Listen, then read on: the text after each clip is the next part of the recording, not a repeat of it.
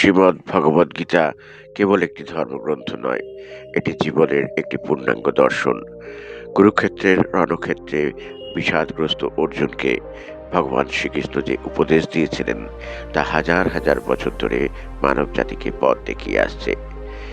আজকে গীতার এই 10টি উপদেশের কথা বলবো, যেগুলো মেনে চললে আপনার জীবন শান্তিময়, সুখময় এবং আনন্দে ভরে উঠবে। তো চলুন 10টা উপদেশ শুনে নিই। 1 নম্বর, কর্মযোগ। ফলের আশা ত্যাগ করে কর্ম করা। গীতার সবচেয়ে জনপ্রিয় এবং মৌলিক উপদেশ হল কর্মণ্যে বাধিকারস্তে মা ফলেষু কদাচন। এর অর্থ হল তোমার অধিকার কেবল কর্মে, ফলে নয়। মানুষ সাধারণত কোনো কাজ করার আগেই তার ফলাফল নিয়ে দুশ্চিন্তা শুরু করে। এতে কাজের মনোযোগ নষ্ট হয় এবং ব্যর্থতার ভয়ে মানসিক চাপ সৃষ্টি হয়। শ্রীকৃষ্ণ শিখিয়েছেন আমাদের উচিত ফলাফল বা পুরস্কারের মায়া ত্যাগ করে বর্তমান মুহূর্তে নিজের সেরাটা দিয়ে কাজ করা। কর্মই যখন উপাসনা হয়ে দাঁড়ায়, তখন মানুষ প্রকৃত শান্তি পায়। 2, আত্মার অমরত্ব। শ্রীকৃষ্ণ অর্জুনকে বলেছিলেন যে শরীর নশ্বর, কিন্তু আত্মা অবিনশ্বর। আত্মা কখনো মরে না, তাকে অস্ত্র কাটতে পারে না, আগুন পোড়াতে পারে না। মৃত্যু নিয়ে আমাদের যে চিরন্তন ভয়, গীতা তা দূর করে। আত্মা যেমন পুরনো বস্ত্র ত্যাগ করে নতুন বস্ত্র পরিধান করে, তেমনি মৃত্যুর মাধ্যমে আত্মা এক দেহ থেকে অন্য দেহে স্থানান্তরিত হয়। এই জ্ঞান মানুষকে প্রিয়জন হারানোর শোক এবং নিজের মৃত্যু ভয় কাটিয়ে উঠতে সাহায্য করে। 3 নম্বর, স্থিতপ্রজ্ঞ হওয়া বা মানসিক ভারসাম্য রক্ষা করা। সুখ দুঃখ, জয় পরাজয় বা লাভ ক্ষতিতে যে ব্যক্তি অবিচল থাকে তাকেই স্থিতপ্রজ্ঞ বলা হয়। আমাদের আবেগ প্রায়ই আমাদের নিয়ন্ত্রণের বাইরে চলে যায়। গীতায় বলা হয়েছে জীবন জোয়ার ভাটার মতো, তাই অতিরিক্ত সুখে আত্মহারা হওয়া বা দুঃখে ভেঙে পড়া দুটোই ক্ষতিকর।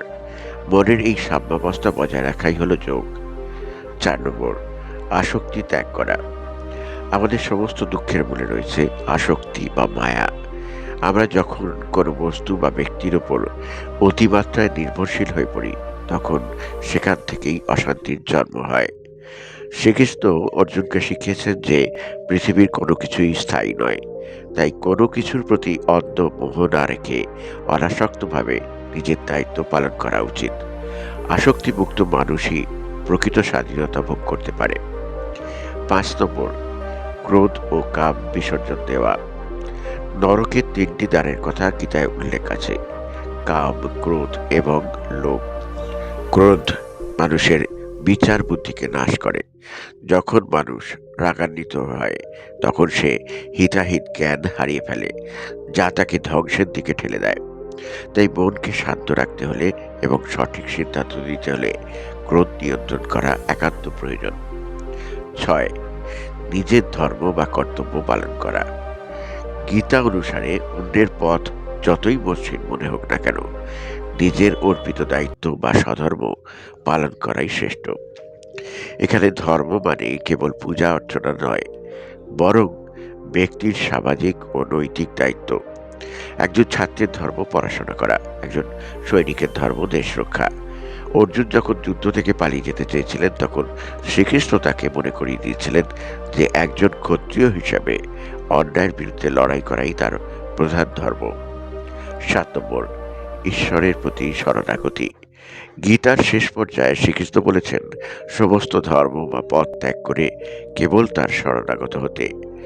মানুষ যখন অহংকার বশত মনে করে যে সেই সব করছে, তখনই সে বিপদে পড়ে।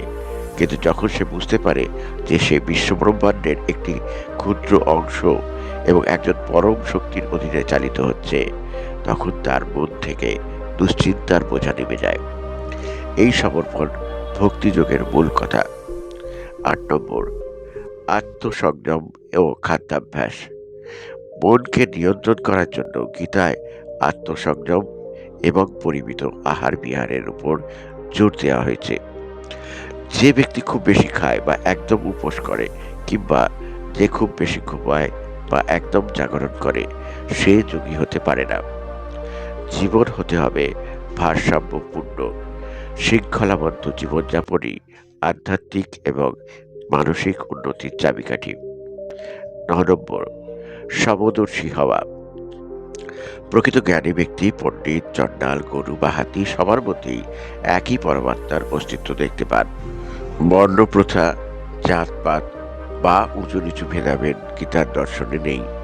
শ্রীকৃষ্ণ শিখিয়েছেন সকল প্রাণীর প্রতি দয়া এবং সমভাব পোষণ করতে। যখন আমরা অন্যের মধ্যে নিজেকে দেখতে পাব, তখন হিংসা বিদ্বেষ চিরতরে নির্মূল হবে।